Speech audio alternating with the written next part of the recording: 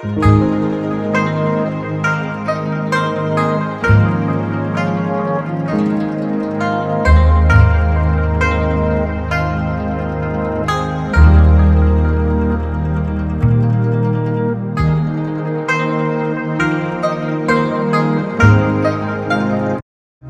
is our world history project on Japan. Let's start with our budget. After researching, the total cost came to $4,719. The hotel is $15 a night for 1 week. That makes it $105. I budgeted out the food to $16 a day for 7 days, which makes it $420. The city transit was approximately $230. In order to make the most out of the important sites we wanted to visit, we budgeted to $511.68. This rounds out the total to $4,701 or $2,500 per person for a group of 2. Now it is our hotel. It is the 9-hour Shinjuku North Hotel. This hotel is ideal as it is near an airport and is easy to travel to by train. It provides capsule units for providing rest and sleep for individual needs. The price is $15 per night, and the total price will be $105 US.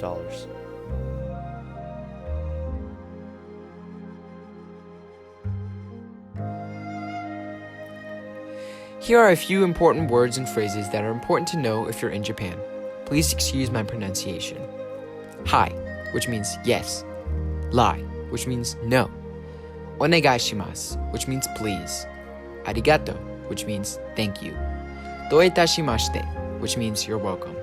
Sumimasen, which means excuse me. And lastly, gomenasai, which means I'm sorry. Now on to the food and dishes we're going to eat on this journey. First is soba, which is a popular dish using buckwheat noodles that is used in many regions of Japan during the Edo period and today.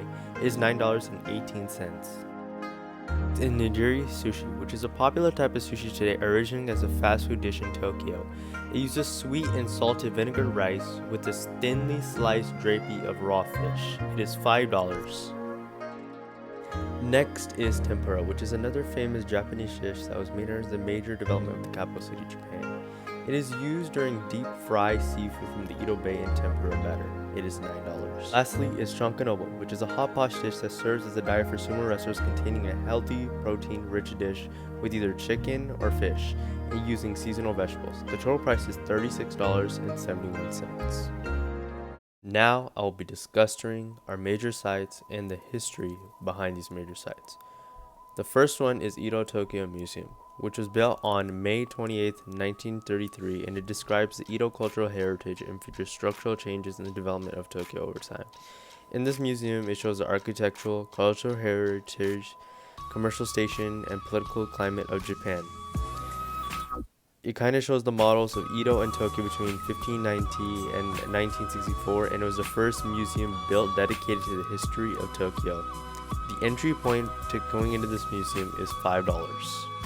Now Kashaya Kiruin, a beautiful Japanese garden being one of the oldest in Tokyo. It was completed during the Edo period from 1603 to 1867, being one of the oldest gardens in Tokyo, first constructed by Federal Lord Yoshifa, and was completed by his son Mito Mukushi.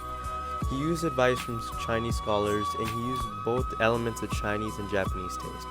It is 17 acres long, and the entry point price $2.75. Now on our third day, we will be going to Shibuya, which is a popular district among young generations regarding the youth fashion and culture, catering to all types of shoppers.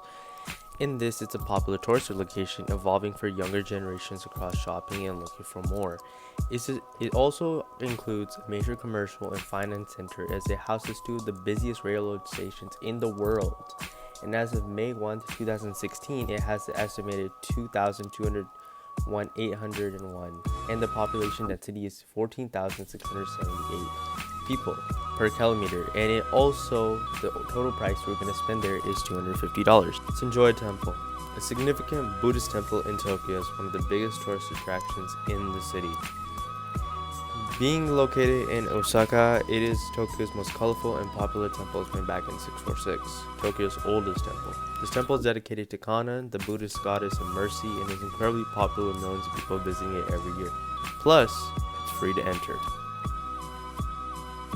Now finally, the Tokyo Skytree, a 634 meter tall tower with observation decks that look across Tokyo for all the sights that show the beauty of the city. Opened in 2012 as part of the Broadcast and Telecommunication Tower in Tokyo, it's the world's second tallest structure after the Burj Khalifa in Dubai, being the tallest tower in Japan in 2010, and after 2011 being the tallest tower in the world, replacing the Canton Tower. It's still pretty tall, and it is $15.60. Now on our 6th day, we will be going to the Fuji 5 Lakes. This lake resort has hiking, camping, fishing, and snow sports. It also has hot springs and museums in the area. This area has been built up from 100 years of lava flows damming the rovers during the eruptions of Mount Fuji, which is still an active volcano to this day. In this resort, there's many forest resorts and even wooden bathhouses.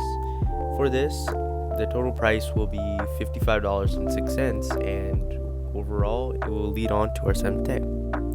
So on our final day, we will be climbing Mount Fuji, Japan's highest and most prominent mountain, being a landmark for Japan residents and tourist attractions.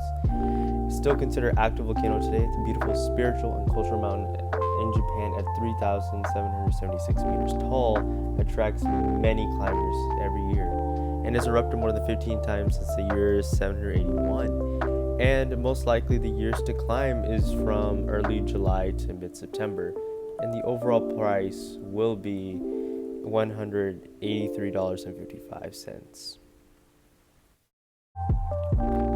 Your experience in Japan can be vastly different depending on what time you decide to go. The summertime is a great time to go for festivals, but the heat is worth considering. Winter is the best time to go to see Japan as a winter wonderland. However, the cold is also definitely worth considering. The fall is an amazing time to go to Japan as the weather is cool and pleasant, but this is also a really popular tourist time, so expect packed tourist attractions. The springtime is perfect to experience the infamous cherry blossom bloom. With less tourists around, it's nice. However, the heat also starts to rise around this time. Japan has certain traditions and culture, so here are some do's and don'ts. In Japan, the roads are very clean, but you might find yourself surprised at the fact that there aren't that many trash cans in public. This is because you're supposed to take your trash home and throw it away there. It's also custom to take off your shoes or change into shoes provided in order to keep things clean. Most people use public transportation, such as the train. Just make sure that you're not having any loud conversations or being overall loud on public transportation areas there. Next, we have our don'ts.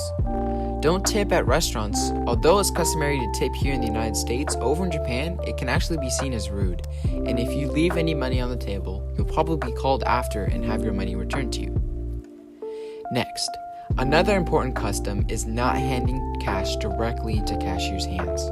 Most establishments have a little tray that you'd put your cash into, and if you had any change to receive back, it would be returned to you that way as well.